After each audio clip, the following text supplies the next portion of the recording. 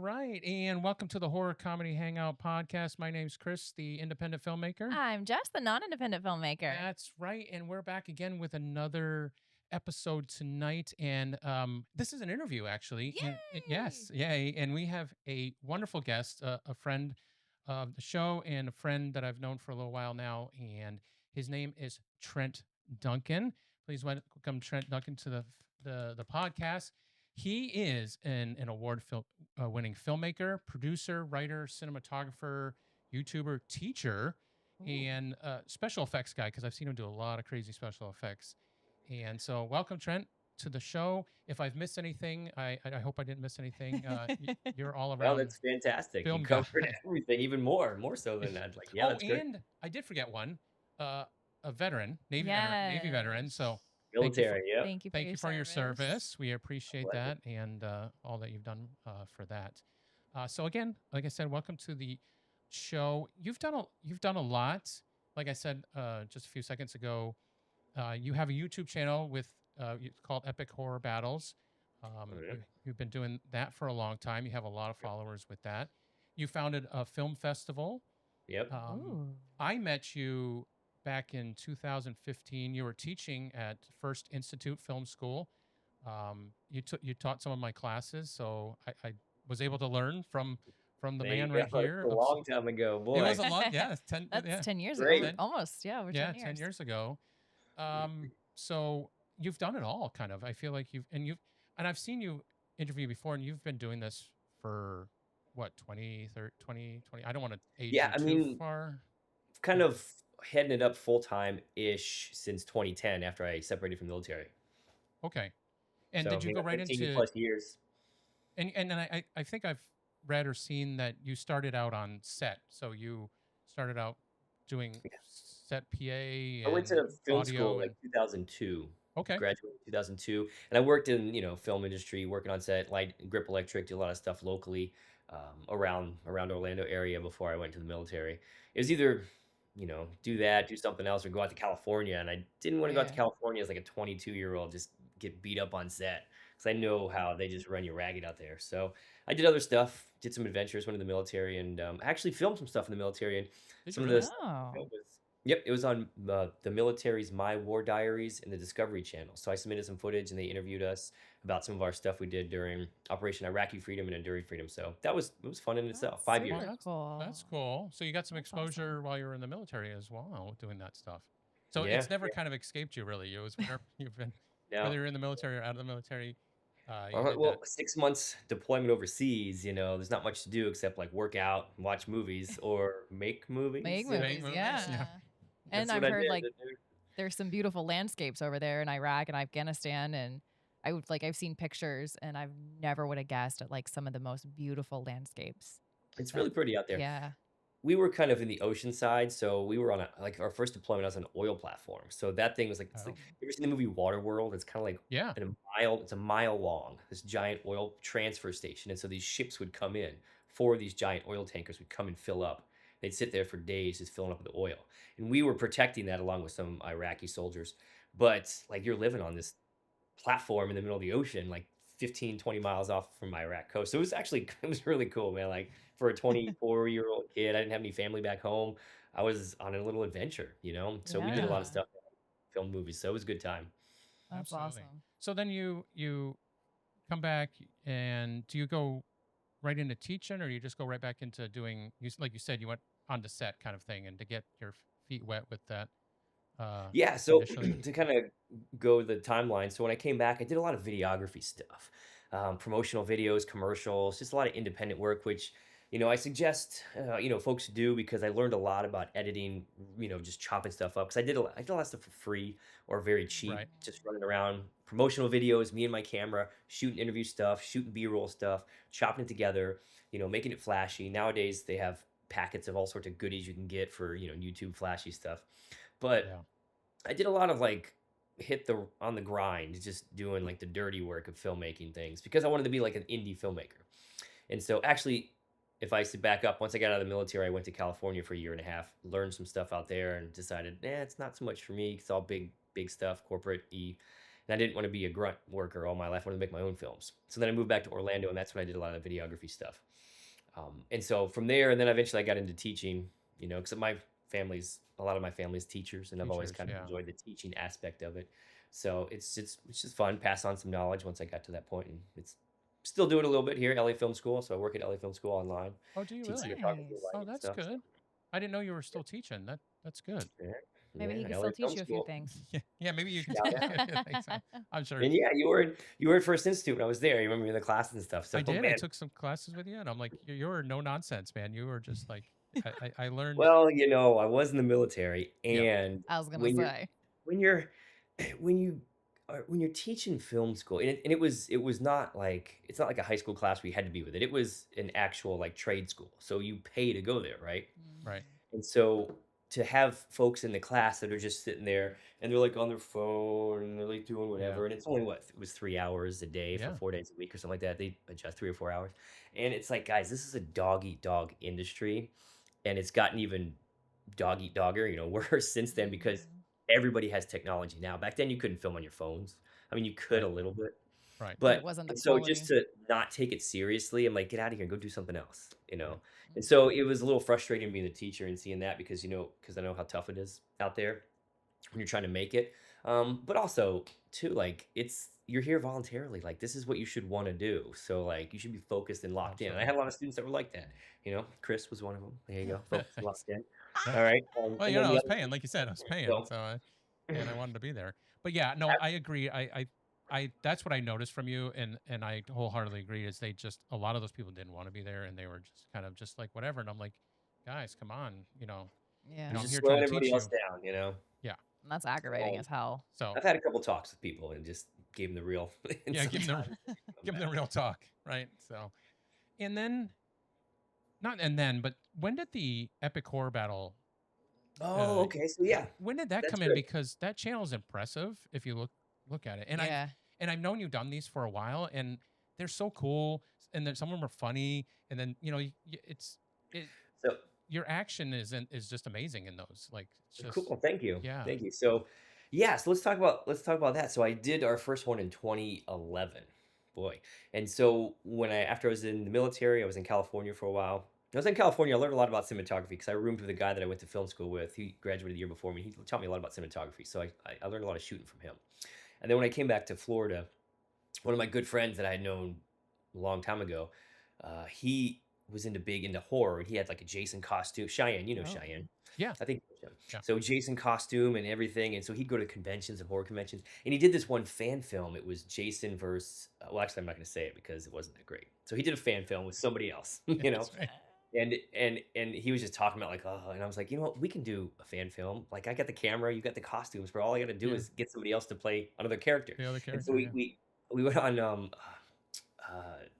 Craigslist at the time, right? Oh, no kidding. And we got somebody to play Leatherface, and I got another Yeah. girl to come in, and she got killed in it. And then Jason and Leatherface fought each other. So our first one was Jason versus Leatherface, and it got about 1 million views in like a year. Not like Wow. crazy fast, but like slowly. Right. We Slowly. went to Yeah. some horror Yeah. conventions and met some people, and then from there we did like Freddy versus Jason versus Ash, Jason versus Ghost, or Michael Myers versus Ghostface. Ghostface. And there's a Mm. couple, and then I combined them all into one movie, and that's Icons of Horror. So like I got 3 short films, and then one hour-long film as well. So it's like double dipping a little bit, and that's the big one. Icons of Horror Part 1 is the big one. It's a little campy, a little old school, cheesy, but it's got like 30 something million views. You know, Wow.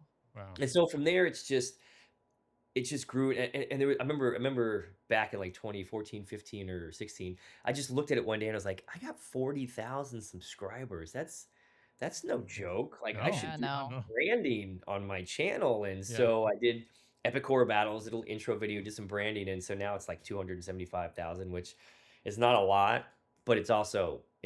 It's a lot. It's not really a lot, It's a compared lot. to like Yeah. those. So Yeah. It's so impressive. Yeah. Because it's not easy. As we do this channel, we are always trying to tweak and make it better so we can get those subscribers and yeah, followers. And it's a lot of time and effort. Yeah.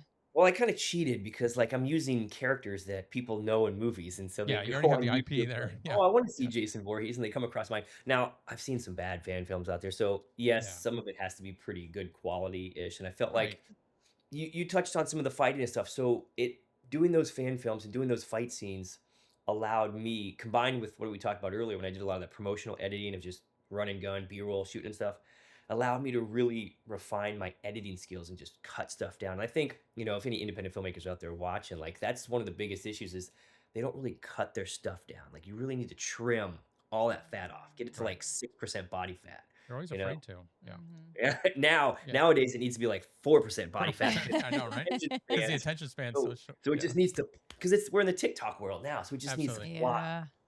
So that's what I did, and just every time I'd go out and shoot something, I'd try something new, whether it be some sort of cool action stunt or, "Hey, maybe I'll cut some frames away when I do boom and do the punch," or maybe I do like a freeze frame and then roll Then in. go. So Yeah. it gave me a chance to experiment and really refine my skills. And well, jumping ahead a little bit, when shooting Axes and O's, the fight scene at the end, and some of the stuff at the end, we were kind of rushing on the day, and so doing all this other stuff allowed me to say, "Hey, I've done these things on my short films before. These ones here worked really well, and so let's put this in the movie." And so that's where when like that big windmill thing where she jumps on the Yep. haystack and Yep. she's Mhm. flying Yep. down, and she hits him like Cheyenne did that in Punisher versus Darkman, Yeah. and it looked really cool. I'm like, so you just recreate it. So Yeah. I guess to wrap this little spiel up, as an indie filmmaker, you do all these little short films that kind of like they don't really make you money, but they help you practice a lot. Okay, and you Mhm. do all that. So that way when you make your big film, you're like you have all this experience to draw from.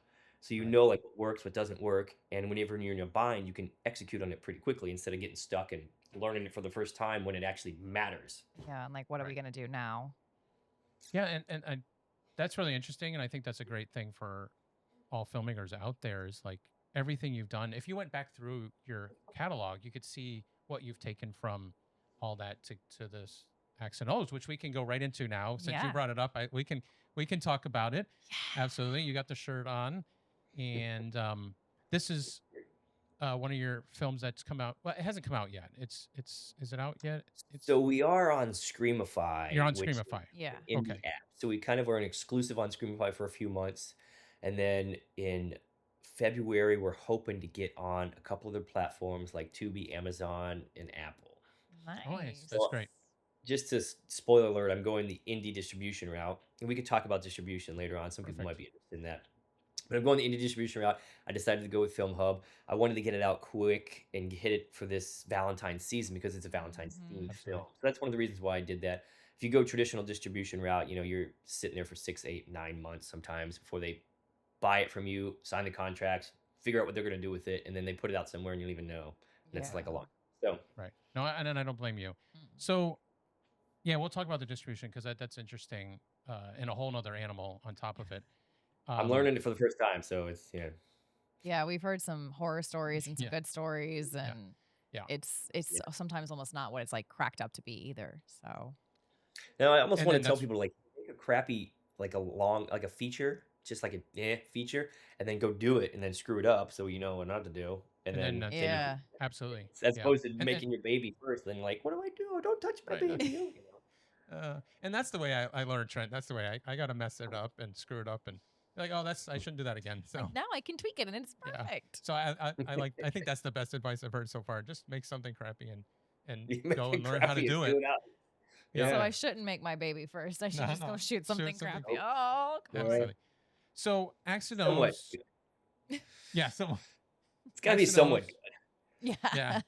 is group of girls going out for Valentine's Day, maybe. Who doesn't want a fun group of girls on Who's going out Galentine's week? Valentine's Day? Because We love Madison's girls. character is a little down on her luck, and she needs a little uplifting. So they go to this lake, Poor girl. kind of thing, and try to have a girls' hmm weekend, and it doesn't go completely Sounds like a great hoping it to. start to a horror film. Right? Hey, oh Well, my that's the thing gosh. too. That's the thing too. I think you showed homage to the old school horror Mhm. slasher kind of thing, and I appreciated that because that's what I grew up on with all that, Cool. and you as well. So Yeah. I'm sure. Yeah. So I like that old school. It is, and maybe it's tropey, but tropes work, and Yeah. it So I will say that actually a lot of the independent folks that are doing like little reviews for like Instagram and TikTok and stuff like that, we're getting a lot of those like, hey, it's like 2000s with the 2000s vibe with like an 80s horror slasher twist and stuff. And Mm-hmm. so okay. we kind of Yeah, like that. I I like didn't that. like I didn't totally like nosedive into that because I've never really done that before. So I guess that just naturally came out because that's where I grew up in 81 is when I was born. So I grew up in watching the 80s and 90s stuff. Right. So if somebody's like, "Yeah, even some of the outfits and stuff are like early 2000s." I'm like, "I didn't try that, Yeah, I but kind of noticed that. great." I was like, yo, these are Um, Yeah. cute outfits. and then just to touch another thing, like when I was writing it, I wanted to be very self-aware and I wanted to be very tongue in cheek, I guess you could say, and on the nose with like some of these tropes because some Right. films take them too seriously and you're like, "Ugh, that's just stupid." But when she's like, "Hey, let's go on a Galentine's weekend and get away." And it's like, "Galentine's weekend, that's so cliche." And they're like, Right. "Oh." So, like, I want it to be like, yeah, girls on a Galentine's weekend, like that's a horror movie, and so like I want them to be kind of aware of that and just like make fun of it in Right. the movie And it as works well. when you lean into that, right? Mm-hmm. When you lean more into Yeah, that, and you don't pretend that it's not there, as a kind of try thing. as opposed to just trying to make it all serious and like, hey, this is what they're doing, and like, Right. no, like a Absolutely. Galentine's weekend, really? Are you serious? Like even Leah in the movie, she's like, kind of fits the theme, right? And then Abby turns around like, no, the theme still sucks, but the house is nice that you rented. Okay, Right. so, like, it's out Yeah. there. It's just you put it it's the elephant in the room, I guess, and I just like pointing out those things so that way you're not trying to, like, trick the audience or trying to make them feel like you're giving them this thing, "Oh, don't look over here, but Right. this is the movie you're getting," Nope, this Right. is what you're getting. This is what you're getting. So this was like, so where did the concept come from to like do the whole Axes and O's? Was it just you wanted to make like a fun Galentine's movie, or was it like Good question. you Good came I up mean, with it, went with it? doesn't everybody have a movie in mind with 4 girls on a Galentine's Right. I weekend? know, right? Every guy. Every guy that I Every know. guy's That's got, every guy's So, fantasy. 4 girls and you know. 4 good-looking girls actually Yeah. in a I movie. mean, you gotta cast good-looking girls, like, Yeah. Yeah. that's another part of the marketing aspect of a film, so we can get into that later too. But that's a good question, and I will say this, my buddy Joe and I, Joe O'Connor, which I believe Yep. you Yep. know, Mm-hmm. Yeah. so we were trying to come up with a feature film to do, like, hey, we got it's our time, man, like it's our time, like, and we had a little money to put behind it, and so we were working with OIF and like Lenny, and of course you know Lenny too, Mm-hmm. everybody knows Mm-hmm. Lenny. And he wanted to do a movie for OIF, and we tried developing some scripts, and it just didn't work out. And so Joe and I just like, look, it fell apart, and then we're like, hey man, let's try it, okay? And so I'm like, I have this Axe Lake Valentine's kind of movie with these 4 girls. Like it's gonna be simple, right? Just 4 girls in a cabin and an axe murder. And it turned out to be not that simple, but it was kind of something that I had in my repertoire because I have a couple other features that I've written as well too that I have just sitting there ready to go. And it seemed like the lowest hanging fruit, the easiest fruit, because from the beginning, Joe and I were like, we want to make a feature film, but we just need a base hit. Okay, we're not trying to make a Right. home run. We're not trying to make a Terrifier. Terrifier Right. wasn't out then. I don't think it was, maybe. But Yeah. we just need a base hit. Okay, so that way we can say, hey, this is what we've done, and then we can hopefully build on something like that because it's hard to hit a home run. Let's be honest with you. Yeah. You know, so so that's where we started from, and it took a while to we developed the script and went through it, and so I really kind of hashed it out, and yeah, it was I can talk a bunch of different ways. Were you looking at that when you were writing the script about how marketable it was going to Yes, be and where you wanted to go with it, kind of thing? yes, very good question too, and I think and then here we are taking notes for any Yes. filmmakers More watching notes. is that's something you need to think about when writing your script. Okay, as a filmmaker, you, you, it's not sometimes you have to be a little superficial, a little tropey, a little materialistic, and a little whatever because the audience and the demographic and stuff is a certain way it is. And so you have to meet that need. You have to meet that marketing need. Okay. And so you have to step back and put your own like whatever's aside and say, hey, what is the market need? And so traditional horror films, actually I got my, it's just a side little squirrel. Yeah. I got my master's in film theory, and so I learned when I was doing that, yay military, GI Bill, Yeah. Thank you for the that note. the golden age of the slasher was like 78 through like 84. Yeah. And I heard like golden age, wow. And then it's like, oh, it's only like 6 years. Like that's not much. But Yeah, it no, not started with like Halloween. yeah. And then I did like a thesis paper on Wes Craven and then him and Sean Cunningham. And Wes Craven Hmm. used to like edit like porno stuff. Oh. Oh, He used to do like back like in the early 70s. And then like Sean Cunningham was like, hey, they worked together and like, hey, what if we do like this Friday the 13th and it's like sex and horror together? And so that's where it kind of like oh, the sex That makes side of sense now. horror films kind of yeah, came out of that. And it's like, oh, slasher films. And so there's this whole sex appeal. It's not like porno, but right, there's a vibe Uh-huh. underneath it that absolutely, these people watch it and they're just like, hey, I'm not watching a porno. It's cool. I'm yeah, just watching this half naked chick get sliced up. Like it's totally different. It's cool, right? So, right, That's actually so funny you say that because I was at my uncle's house. We were house sitting with like it was my dad and my uncle's girlfriend's daughter. Anyway, okay. and we were watching that Jason Friday the 13th. I don't know, that Yeah. one movie that has all that sex in it. And my dad's like, "Are you guys watching porn? Like what is going on?" And we're like, "No, no, no, no, no." And it's like, I mean, you see everything and my dad walks in on us and we're like, "Well, there went that movie." But yes, it's people having sex and Mhm. then getting killed. yep, And Yeah. there's so many things you can go there's so many tropes you can go with it like and it's, but yes, that's exactly that's the audience that it's kind of like I guess you could say that's the genetics of where it was born. And Mhm. so if you right, meet that a little bit, you don't have to do it like crazy. But if you use that as kind of like the main sauce of where you go, you know, I think you have at least a good chance. Okay. And Mhm. so I got four girls. They are attractive in different ways too, Mhm. right, because like Madison's different attractive than like and Cass is. And then right, like Mhm. Sarah, our Dawn girl, and then Abby, and I really, really worked on their characters and made their characters different aspects of their characters. Dawn's the party girl. Abby's like the tough girl, Michelle Rodriguez type. right, Mhm. He is like the leader, the mom. And then Olivia, Madison that you talk about, she's more of like the homebody, quiet, hmm, Mhm. reserved one. And so they each have a very distinct personality that serves a purpose. And I think a lot of people can relate to either one of them somewhere. Um, but I really wanted to bring them together to a group where people will be like, hey, this looks like a fun group. I'd want to hang out with them. Kind of like right, it's where a lot of the jokes came from, yeah, and a lot of the laughter in the beginning when they go meet the people. So to circle back around and not get too long-winded here, um, the marketability of yes, cliche, tropey. Hey, four girls getting together on a Galentine's weekend. Well, I'm Mhm. serving that original purpose of what the horror slasher genre was kind of founded on, with some of that stuff. So I feel like that's something that folks need to think about when they, are looking at making movies, especially horror slasher movie. they should, and I think they should look back on what they watched because I've looked back and Mhm. like, oh, that if it's a slasher, I'm like, well, let me check it out, kind of thing. So it works on me. It's working on me, and I'm the filmmaker.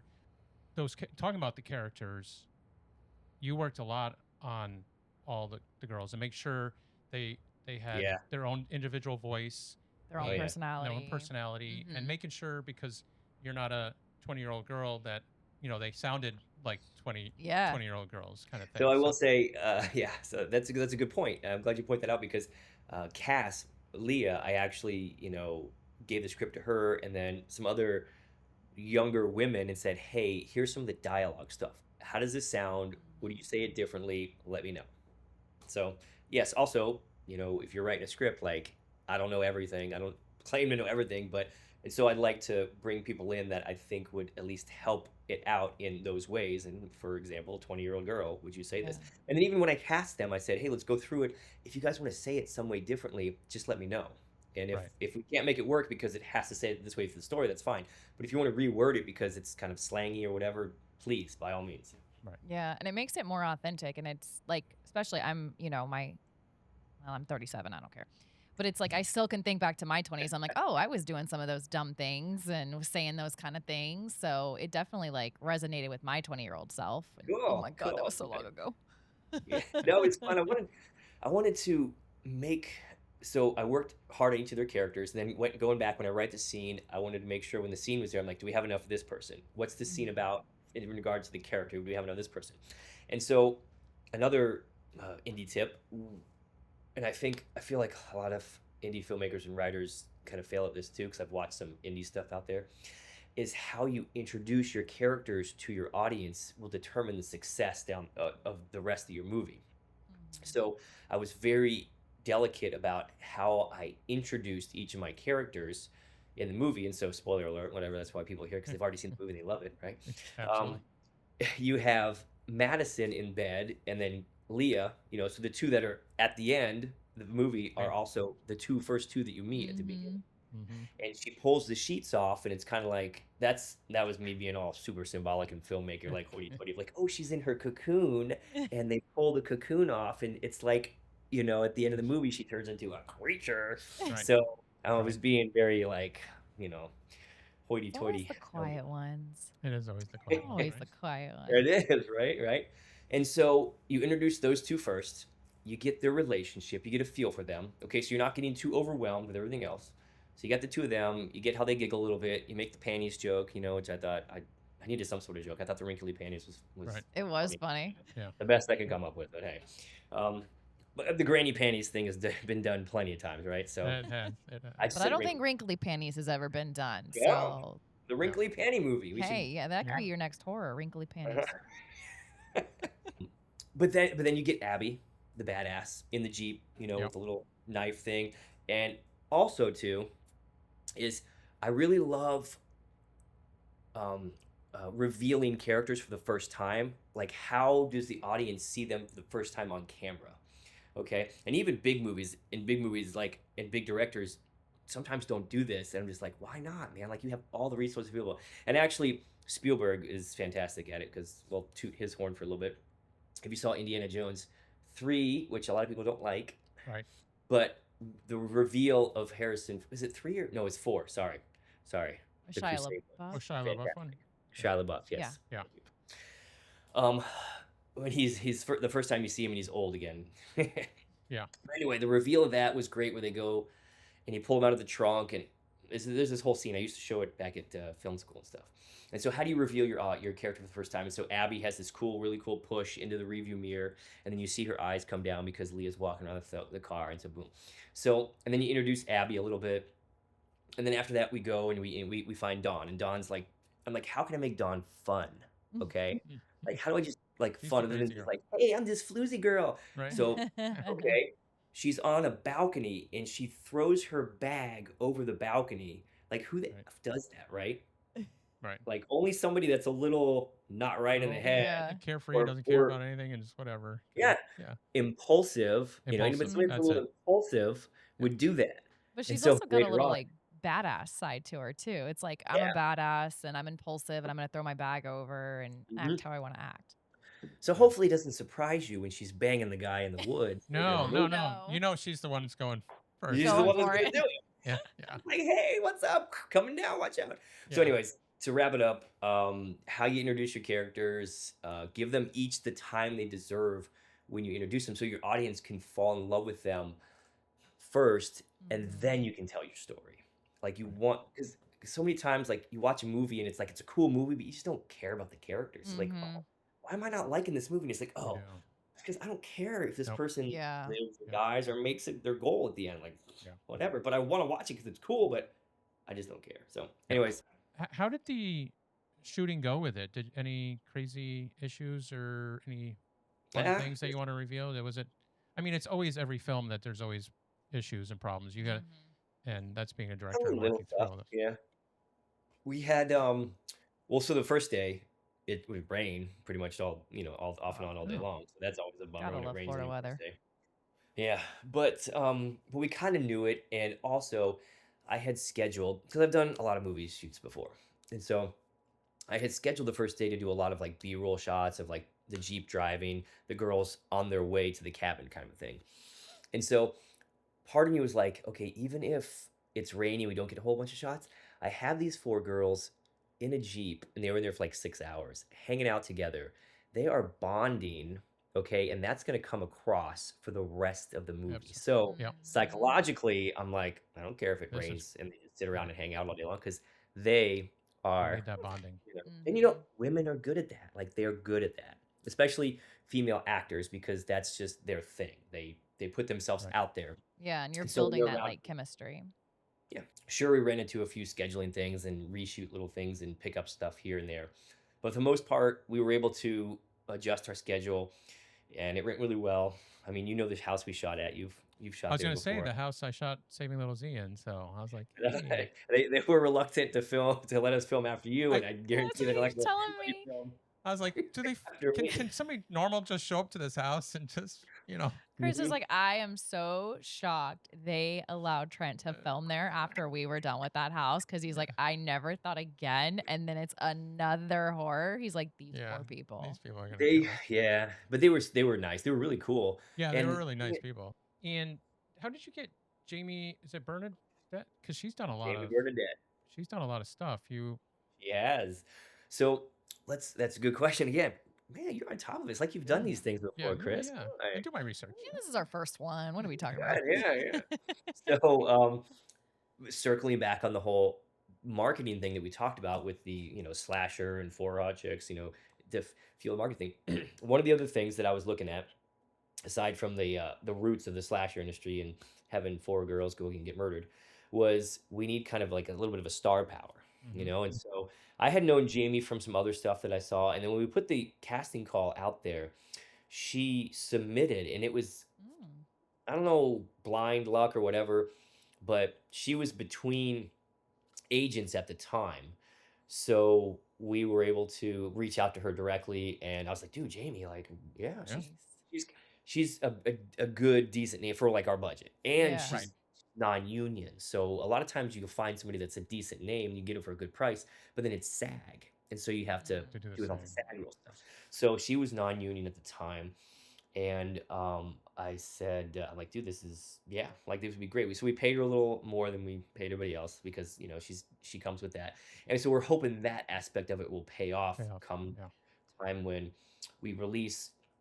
Because again, we did the self distribution route, and I just said, hey, look, I'm gonna try this, and the film's gonna live or die based on what I do, as opposed to give it away to a distributor for 6 to 10 years, and the film lives or dies based on what they do, and I have zero say in it. So I didn't like that option, even if Which it does sucks. pretty well. Yeah, and so Tubi, I heard, was really good with a lot of features and stuff, and you can make some Right. good money back. I'll find out now. Some people are watching this and probably like, Trent, you're an idiot. Some people are watching this, yeah, I wonder why, Why do? So, Yeah, it's right. so, but I feel like a lot of her fans are on Tubi, and that's kind of like the Oh, area they hang out in those that's good. movies. They like those indie free movies and stuff. So that was another reason why, like Jamie, okay, a lot of her fans, Tubi, yeah. And just to wrap it up with a nice little bow, hit the whole marketing thing where I feel like people, when they write scripts, they need to think about this stuff. Is I picked a Valentine's theme, so that way there's a holiday associated with the film. Smart. Now, Smart. I thought Halloween was taken. Yeah, I was gonna Everybody say was, like Yeah, Halloween's Halloween. always taken. Yeah, we're gonna do Fourth of July. Maybe I'll do a Fourth of July that's right. horror one next. Yeah, Ooh. There's a couple Easter Bunny ones maybe, there is. Yeah, but Valentine's is a big one. Like in yeah. learning later, Valentine's is like the second most popular month for horror movies. And there's only Is it like, how many really? How horror movies can you name off the top of your head? Probably like Hard Eyes, Hard Eyes which was recently Hard Eyes. last year, was Yeah, that's recently. I recently. think.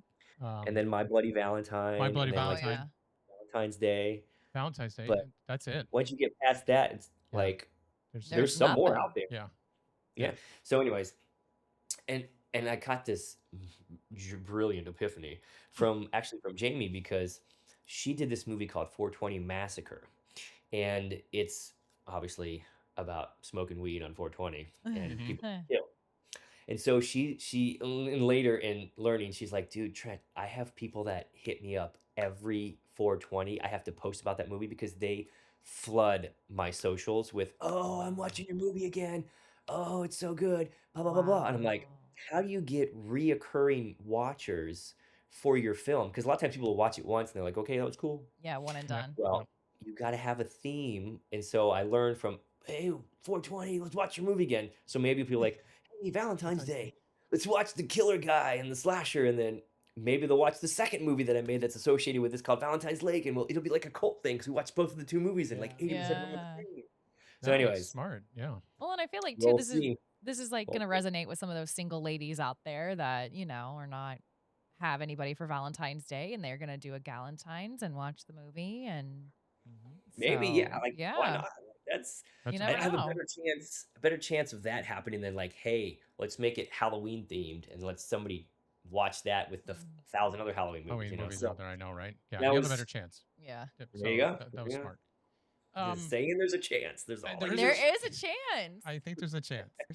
Exactly, and so on Valentine's Day, girls don't wanna just watch, like, sappy, sad love movies, No, we do No, not. because Absolutely not. no. if you're alone, like, so let's watch something that's flip it a little bit and Yep. be totally opposite of what we should be feeling, and so, yeah, we'll see, hopefully it Yeah, works. I Yeah, think it will. I think it'll work. I'll either be majorly genius or just be a Yeah, that's total right. crash. Right? There's such a Oh, fine line between genius and like off. yeah, Like, oh, that didn't go so well. that's too Another funny. thing I mean, I really enjoyed this film Hmm. a lot. A thing that I really enjoyed was because you edited this film correctly, I did. correct? Yeah, that's why No, it actually correct. took so long to get Yeah, done. Correctly. not correctly, but correct. He edited it correctly. Yes, You thank did you for edit correctly, noticing. and Yeah. that's what I'm trying to say is like I enjoyed the cut. Like I think it worked well the way the Thank rise, the you. fall, and all that Hmm. stuff, and just bring me in, and then you know get off the break, and then all that kind of thing, and then the reveal throughout it because it is a little bit of a mystery of what's going on and who done it, and then of course you got the big reveal at the end, Hmm. which I kind of fell into because I Which you were killing me with. yeah He wouldn't tell me. He's like, there's a big thing at the end. So when I Yeah. saw the part with the claws, I was like, well, what is she? Is she a vampire? A werewolf? Well, wait, if she's a vampire, she can't be in the day, and a werewolf, she got to be in. Well, I don't know, maybe. And I was just like I was like, come on. and I missed that one with the claws, so I didn't get it till the end. So I was happy that I missed the middle part of it, and she was figuring it out before. And So kudos on the editing, and I think cool. I appreciated how it unfolded. Let's Hmm. just say. Thank you. Thank you. Yeah. And truth be told, I don't even know what she is. I purposely did not pick whatever she was. I purposely didn't pick. I left it open, Well, I think she's a little because hybrid, is what I kind of gathered. exactly, Because she's exactly. like, It's like Yeah, got because she's in the day. She can't be a vampire. I'm yeah, like, and then a werewolf turns into a full moon, but she's got no. the werewolf claws, the So eyes, vampire fangs. I will say like so one of the critiques, I'm fully open to full critiques, and some of these people reviewed our movies, these reviewers, and thankful for their time to watch our movie and review it. Mhm. We got one that said like the monster payoff wasn't that great with her, and so like I get it, like it wasn't like the makeup, the aesthetics, it wasn't really cool or anything yeah, like that. It wasn't like full blown, and like Yeah. I'll take that hit. Like I get it, I'll take that hit all day long. And part of it's because one, there's more of a budget that's associated with that.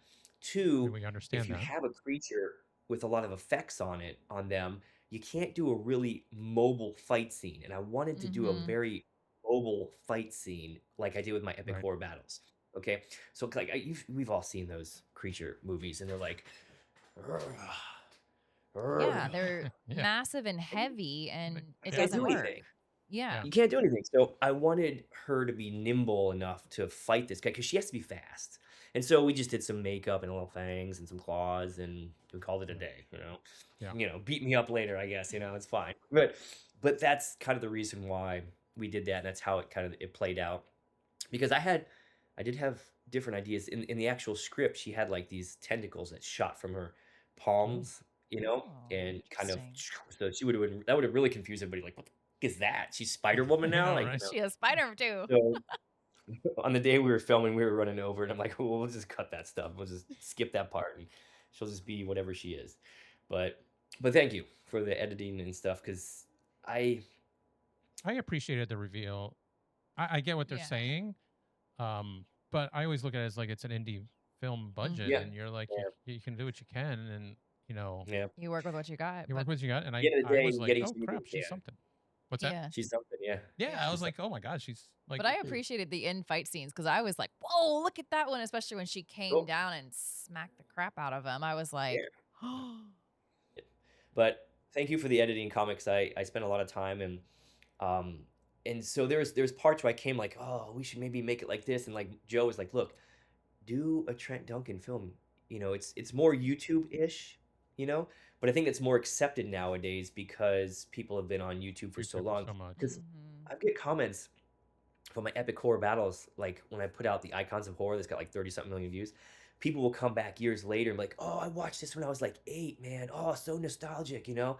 And Wow. so that audience is grown up now and they're in their 20s, Right. you know? Yeah. And so that's the kind of movies that they're consuming is stuff that they consumed on YouTube, which is different cuts and stuff than you would say traditional Hollywood Mm. Right. storytelling. And you get a lot of that from the trailer too, because the trailer is fast, hits hard, It boom, boom, does. boom, boom, Yeah. boom, boom, boom.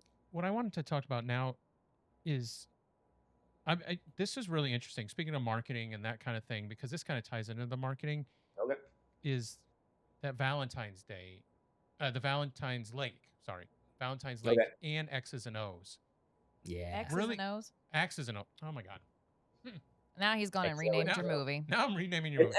and, and All right. that's part of it too, like XOXO, Valentine's, Axes and O's, Yeah. XO, like that was it all kind of comes together, you know. No, I was really interested in that you did this as a for a marketing thing. Like, hey, I have two films now. I have Hmm. X's and O's and I have Valentine's Lake. Where did that come from? It obviously, I think it was more of a marketing. I saw an interview that you Where did did that with some. genius inspire It was the from? geniusest of you. Yes. The genius come from? Yes. So we'll see. We'll see. We could get sued or something. I don't know. I don't think we will. God. Maybe if we sold them to two different companies and they're like, hey, wait a minute, that movie has 80% of the footage that this movie has. You know, that's what we're doing. That's another reason we're doing indie distribution is so like we didn't sell to two different companies.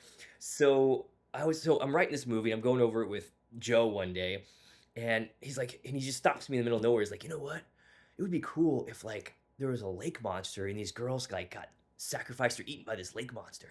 I'm like, Joe, that's actually pretty freaking cool. But we have the Axeman. We're going with the Axeman, and so we're going with the Axeman. Okay, I like it, but just stay on track here, please. Focus. And then I was thinking about it later. I'm like, well, all the action is still the same because we were pretty much almost done writing the script, and so all the action would be the same. You would just have a lake monster at the end instead of this battle between a hybrid whatever she is and Hmm. an Axeman. And so I was thinking about it like, damn, dude, I could make this work. Like I've edited so much stuff together. I've taken short films and I've made movies out of short films that didn't have anything to do with each other, but they're together and they make a lot. Like I can do this. And so what we did was Valentine's Lake is a second movie. It is about a cult in a town that oversees this Cthulhu, kind of a H.P. Lovecraft, you know, Oh, okay. Yeah. Okay. thing, a Yep. very Lovecraftian Yep. Cthulhu creature, Yep. and they're in charge of maintaining the creature's dormants, like keeping it dormant. In order to do that, they need to sacrifice 3 women like every 3 years to feed it. I don't know, it gets a full belly and it goes back to sleep. Okay. And apparently there's a lot of these around the country, and this is just one chapter of Right. these people that sacrifice the few in order to save the many, because otherwise the creature would come out from under the ground and start eating everybody, and it's just this giant, whatever. So they do it for the good of mankind. So that's kind of the underlying B plot. So this is more cultish. It's a little more slow burn, and to make it work, we have a different B plot. So like 20% we shot a whole different B plot where a guy is going undercover in his company that he works at, and he's stealing some files, and he finds out about this sacrifice thing. And that's what informs the audience basically. But the A plot is still the same with the girls like, oh, I have a heartbreak. They go to a little Galentine's weekend. They hang out. They go Right. take their shirts off and have their bikini splashes and stuff. And then instead of Luther Dremel, the Axeman, coming after him, it's just a kind of a right hand man that does the dirty work for the cult. He kidnaps them. And so when we got to the kill scene, like he's chasing them, and then and so like Dawn, he chases her down, and then he rips her heart out. But before we did that, we said, okay, just put a bag over her head and kidnap her. So now she's kidnapped and she's thrown in jail somewhere until the sacrifice scene at the end. And so it was kind of, I don't want to say it's easy, but it followed the same action points and tempo where Right. like girl gets killed, nope, she's missing, and then oh, Abby get killed, no, she just got kidnapped. And so along the way they get taken, and at the end, you guys haven't seen this one, but it's like 80% the No. same. We're almost done. We're still working on the Okay. CGI Cool. and the music, so I'll definitely send it to you so you can check it out. And you can Yeah, be Yeah. like, definitely. Absolutely. Trent's so genius. We're like, this is the stupidest idea I've ever seen in my life. I'm excited because Either one goes. I've Either never one seen goes. Yeah. I've never seen it, so I'm excited to see It'll if be this weird. works. This Yeah. Yeah, whole because you're gonna combination. be like, yeah. And so we just needed like 2 extra days to film like the sacrifice scene and a Okay. couple. Okay. Now I will say we went back and did some pickup shots with the B plot story of the guy sneaking around Right. and doing some stuff, and the same thing with Axes and O's. Like we shot some different things here and there, so it wasn't a perfect seamless process. But I Right. think that's what the good thing about both movies is we took the time to go back, watch it, reshoot what we needed to in order to make the story the best it possibly could. Like there's still a few little holes that I'm not happy with here and there, but to make the best we possibly could with the money and time we had, Yeah. to showcase these 2 movies that we put out. Like, hey, totally different cult-ish, slow burn creature feature monster slasher with a little twist at the end. So we'll Hmm. see. I think it's gonna work. Yeah, I think so too. I have good feelings about that because Yeah. I left a lot of the scenes like the same, like the chunks of scenes. Like I didn't do no editing. Like I just took this chunk and I put it in this movie, oh, and that was the idea, is to be easy. Like, like and oh, so the moral of this story is I shot a little bit more, and I have 2 feature films, yeah. like 2 feature films for distribution, as opposed to just 1, and it only costs a little bit more. So speaking of the distribution, we talked about that a little earlier. You went through Film Hub. Is that what you were saying? You went through Film Hub. Currently on Film Hub, yeah, trying to Okay. get through, yeah. Trying to and how's that experience been? Because this is the first time you've tried this. It's the first time I've been on film, and I'll be honest, if you've heard horror stories about Film Mm. Hub here and there, this and that, Yeah. but I will say now, like the back end is like polished, like it's so nice on the back end of Film Hub, like it's so easy, so user friendly.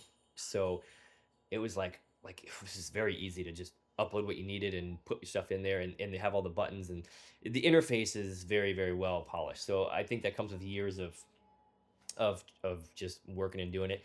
And now, like you hear a lot of people like, "Oh, you put your film on there and you don't know what happens to it," blah blah blah blah blah. Blah. But now they have different tiers, so you can just put your film on there and just be like a number in the system. And I'm sure that's why people complain about it. You can pay $1,000 and you can get some more benefits here and there. You can pay $2,000 and have the top tier benefit and have an aggregator that is your personal Oh person wow. that calls and chats you, Yeah. gives you the advice, helps you with the distribution. You can pick which channels you want to put it on, what you don't want to put it on. Whereas some of the other lower tiers, you can't do that. It just goes wherever and you don't Wherever. really know. Yeah. And that's just because they have so much going in. They just put them all out there, and whatever takes it and puts it first is kind of the thing. Yeah. They don't have time to cater it to you. But if you pay for the top tier, like Trent Yeah. Duncan did, the $2,000 tier, $1,999 to be exact. Right. Yeah. It's not 2,000. You can pick where you want to put it. You can pick your process, and you have somebody there that expedites it through and helps you out. The distribution is all about, like, you learn quickly that it's all about, there's gatekeepers everywhere because everybody wants to make like their punk Yeah. change. They want to make their money. So it's either Film Hub and try and do self distribution, or it's, hey, let me get a sales guy and pay him 10%. Some of them will take they'll take some cash up front, and then they get paid the rest later.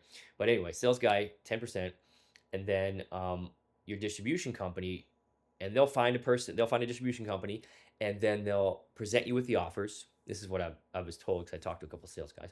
They'll present you with the offers. Let's say they present you with like 5 offers, and you pick the best one, and the best one might be a shit sandwich, but it's still the best out of the other shit sandwiches. Where, Right. and that sandwich might look like, well, you get no money as a minimum guarantee. We just take your movie and we'll try and do our best and darndest to put it out somewhere. And we'll take 25% of the first money that comes in, and you get your money after that, minus the 10% you're giving to your sales guy, and then you get some money. What do you say? Yeah. That And sounds so like that's like what's out there. Like that's it. And that's not very sometimes crazy.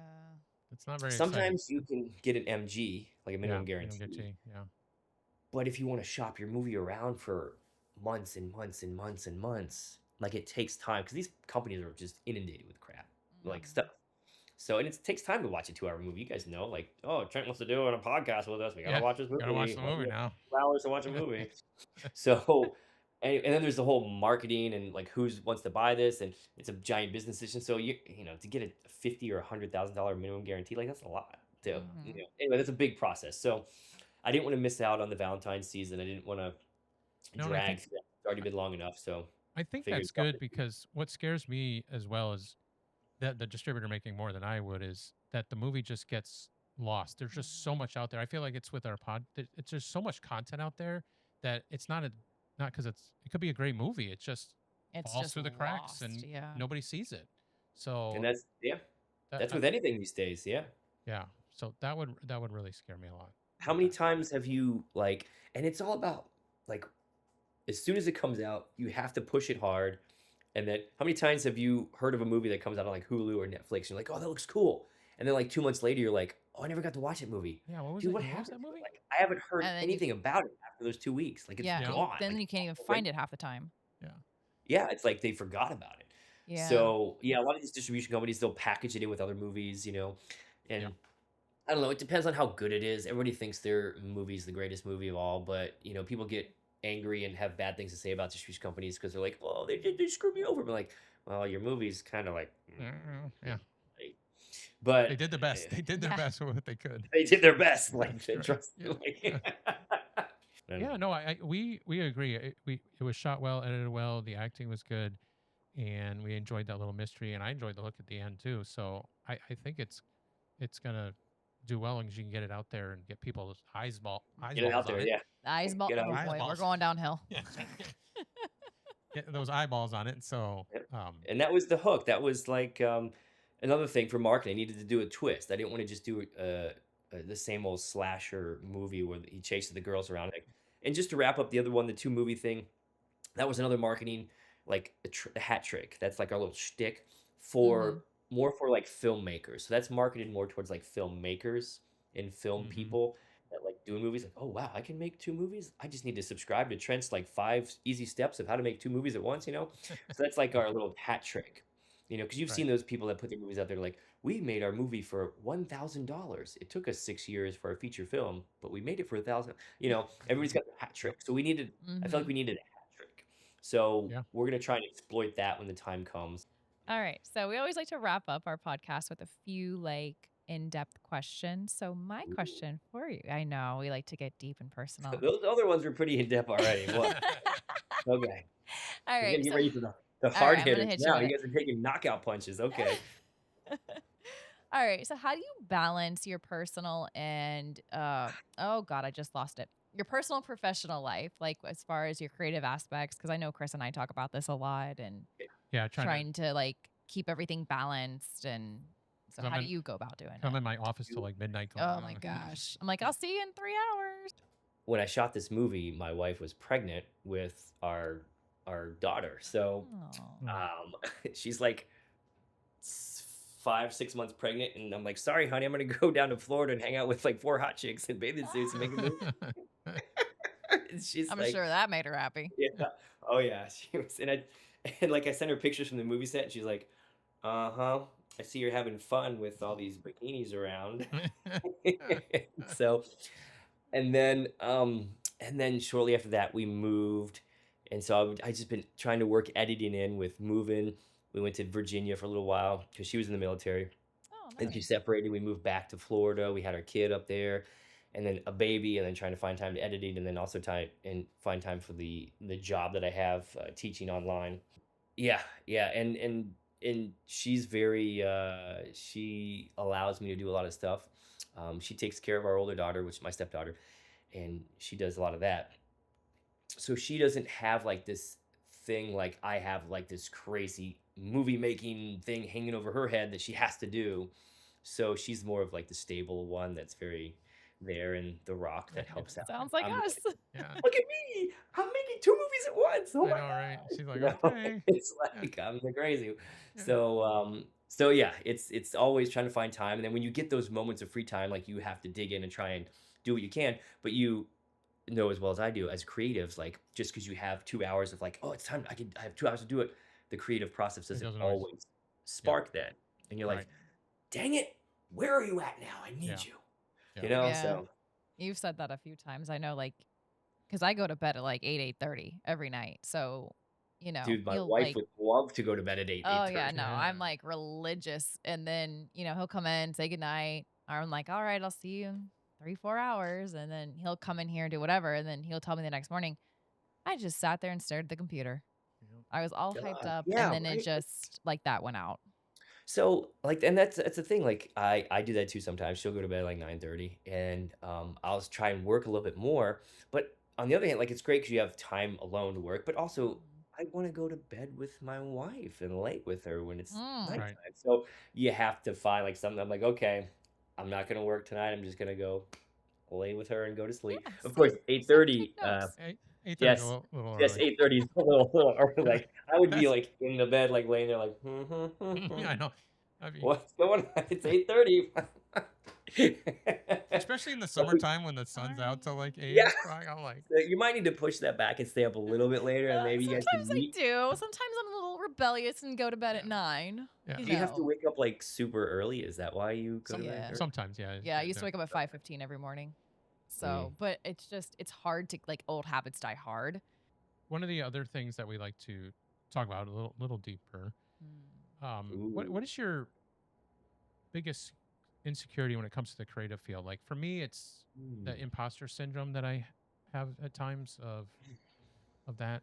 That's my big thing. I know some of the people That's a deal good with that question. The too. greatest insecurity. Oh. When it comes to the creative field, just for all those people out there, I like people to know that they're not the only ones out there that deal with you know that kind of thing. So, that's a good one. Probably the best one of the night. You have to save it Oh, for 'cause, like, I'm not trying to be, like, and you super maybe famous. don't have one.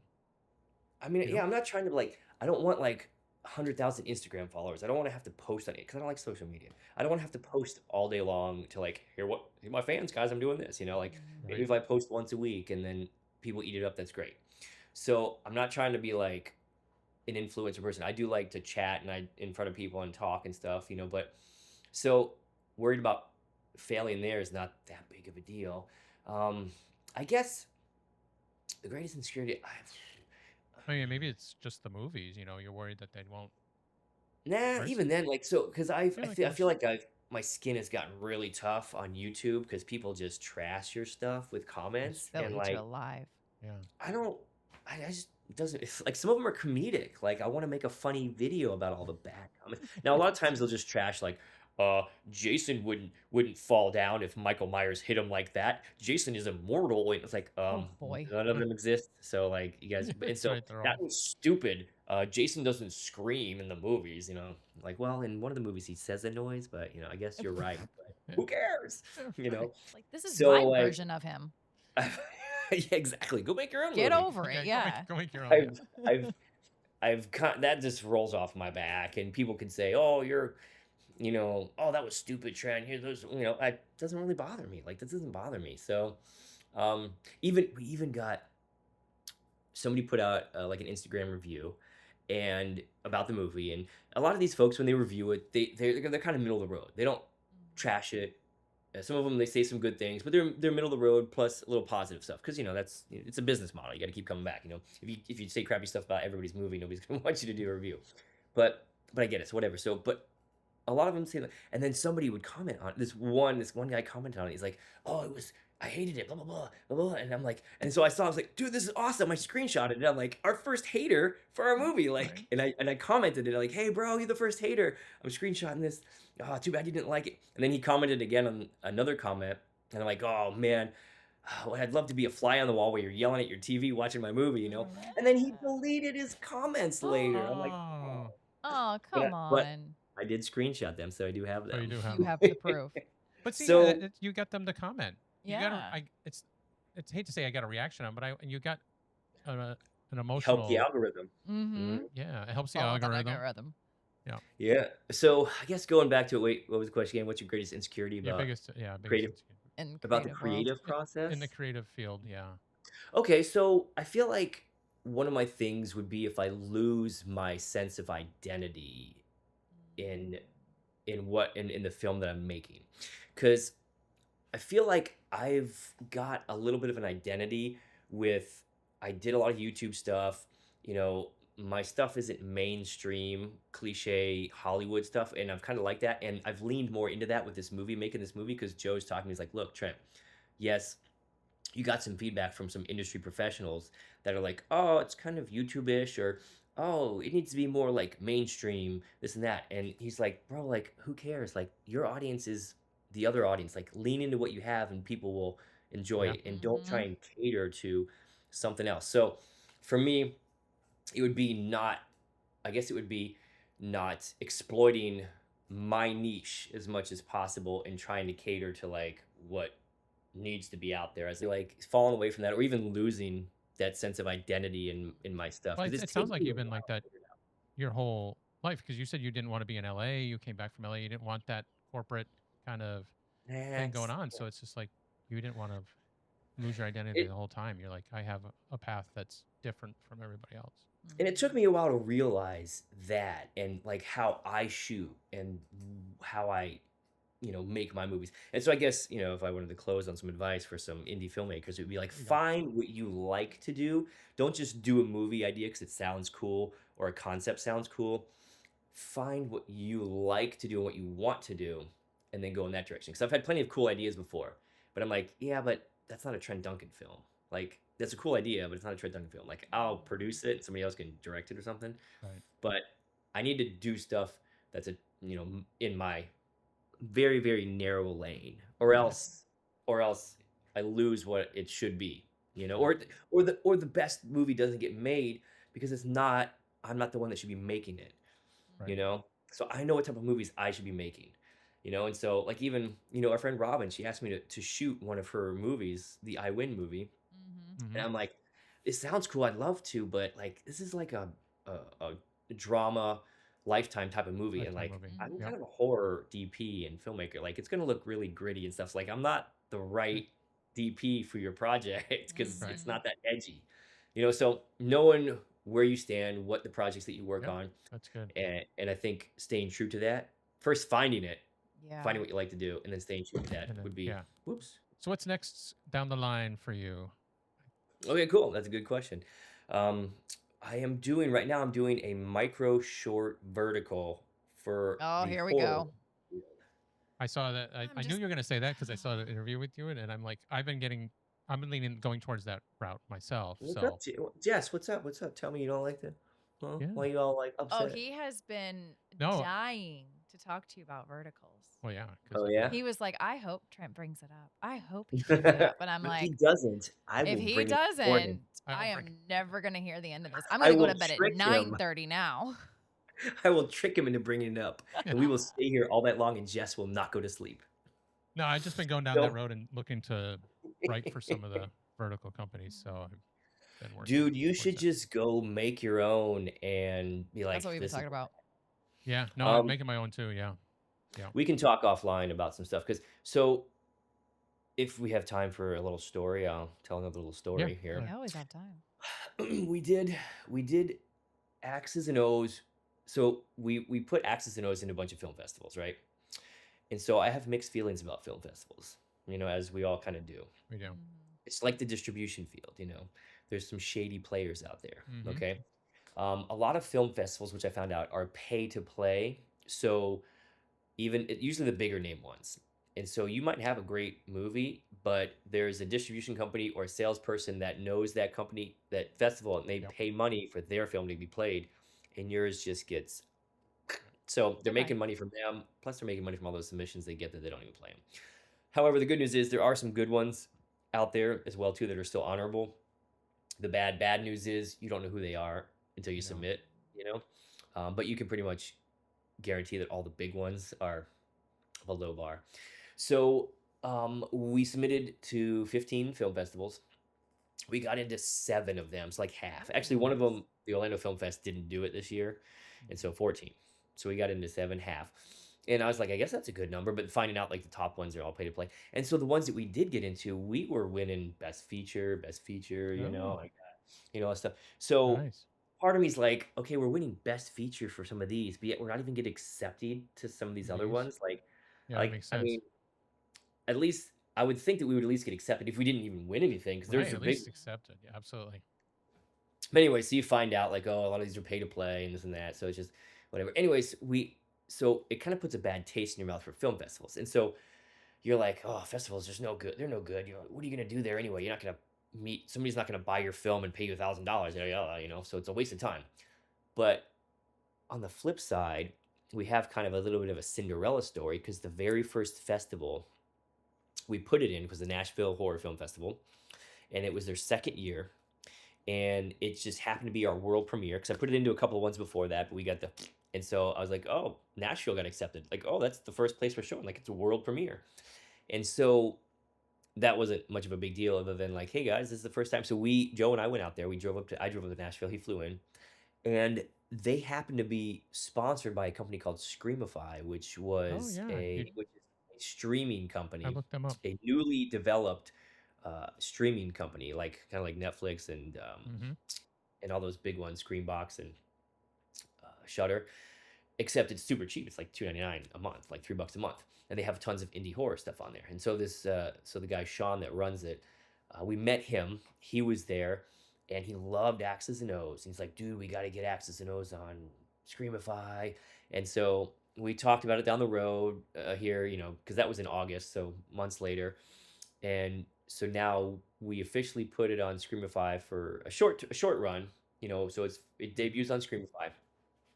And Sean wanted to do some micro horror verticals for his platform.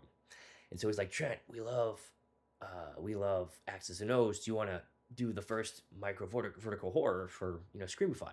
And we put a press release out there, so that stuff's out there. And so like, hey, we're doing verticals. And so verticals are huge, as you Yeah, guys might know, in like the drama romance yeah, field. Yeah. But all the melodrama. nobody's, not that I know of, has done any verticals for horror. No, not No, that we've heard Okay. of. nope. And so, first of all, I want to. I was like, vertical. Like, I'm a cinematographer too. I like the Yeah, it's this landscape. way. It's not I'm a this way. filmmaker. You Yeah, know, but it fights but then against your big aim. it is like it goes against everything. Your Yeah, brain, like, yeah, but like thinking about it, I'm like, well, I come from a YouTube background. All my yeah, stuff plays on YouTube. It's all for the TikTok generation. Like, it's Mhm. all that Trent Duncan stuff is vertical films. It's for the vertical mindset people. And like, I was born to do this. I'm just kidding. that's But right. I'm like, this could be pretty big because I bring my Trent Duncan fast cut approach, boom, boom, boom, boom, boom, boom, boom, to the vertical field, the area where we have a movie called Game Night that I'm putting Yeah, out together right love now. We're game doing night. some It's great. casting. We're gonna shoot soon, and it's just fun action horror because I like action horror. I'm not super gory, Right. that I like action, up pace, fun action horror. So a little sci-fi stuff in there too. And so we're doing game night. So wrapping it up, it was a little bit of a Cinderella story where we did meet somebody that helped us out down the road at a film festival, even though I started out by like, oh, film festival, you can't do anything from those. Well, we met somebody. It actually worked out well. I have a good relationship with them. We're gonna do our first they're funding, our first micro horror vertical to see how the horror thing does. And it could fall on its face. Right. But it's the same thing. It's episodes, like, a minute Yeah, and a half, yeah. 1 2 minute 20 episodes. Yeah, episodes, episodic, 25 episodes yeah. of this horror called Game Night. And, the premise, these folks get sucked into a game similar to like a Jumanji type of thing, but it's a board game. And then they just fight a slasher that's coming after them. And there's a little twist along the way. So you have to watch it to find out. Ooh. Right. But it's going to be exclusively on the Screamify app. And hopefully we're the first ones to jump on that. And then, because I mean, I feel like if you just went out and did one, you could sell it to one of these companies. That's what we've been talking about, just I think shooting so our own. too. I mean, it's going that way, and I know even the bigger companies like Netflix is exploring it in India now. Like, Amazon, it's huge in like China and yeah, other it's these. China. yeah. It's $8 billion These people, business. they'll pay like $40 for like a feature length film Yeah, movie at the Yeah. end of the day. isn't that Like, crazy? That's like two movies if you went to yeah, the that's why they movies. make tons of money. So I will say, you never know. There's got to be some place out there that would scoop it up. And I think the good news is, like, if you've watched some of these verticals, like, they're made in the United States here. Like, the bar is, I Yeah, hate to, Low. lower. it's like I've watched some and I'm like, Mhm. I mean, some of it works. That Yeah, some of it's just like it's all like the editing's like not that great because they're just pumping them out, and then a Mhm. lot of it's like it's like a romance novel, and so a lot of the dialogue is like somebody's narrated. I'm like, why you didn't take the time to transform this to an actual script? You have it like No. narrated, like, oh, he's the dreamy guy, and it gives like a whole description of the person. Yeah. I'm like, Yeah, they're That and like a lot of soap it's operas. so much exposition in it. It's just like, yes. So that works when you're shooting like 15 pages a day. Yeah. We're not doing that. We're trying to less than 10 pages a day because we're going to do some cool kills and we have to put some blood in there to cater to the horror audience. So it's not going to be just like soapbox drama. It'll be, some talky talks of, stuff and Yeah. relationships, but mostly moving action. I like stories that move and the action goes, not just sit in one spot. So, Right. so yeah, but yeah, man, do it. Yeah, absolutely. I'm excited to.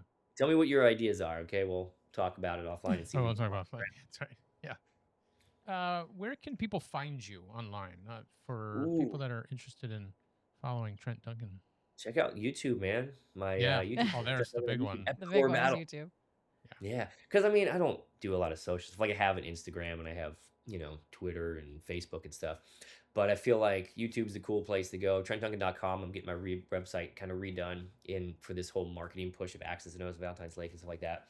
But if you want to, you can find me on Instagram, Director Duncan, Instagram, Okay. Twitter, and stuff. But And YouTube's the then- coolest place. I need to put more stuff out there. You can always follow the AXES and O's Instagram or Facebook page Okay. for some updates. Yeah. and stuff. Perfect. Yeah. And definitely go out and check it out. It's a fun ride. It's a fun It ride is. with a little It is twist fun. at the end. Thanks. I'm glad you all liked it. I tried We to make did. it fun, Yeah. man. Like, Well, it's been a pleasure, and I think Yes. we could just keep talking all night about this stuff. but Jess once has I to get- go to bed soon. Yeah, Jessica has to go to bed. It's almost 8:30, so it's time.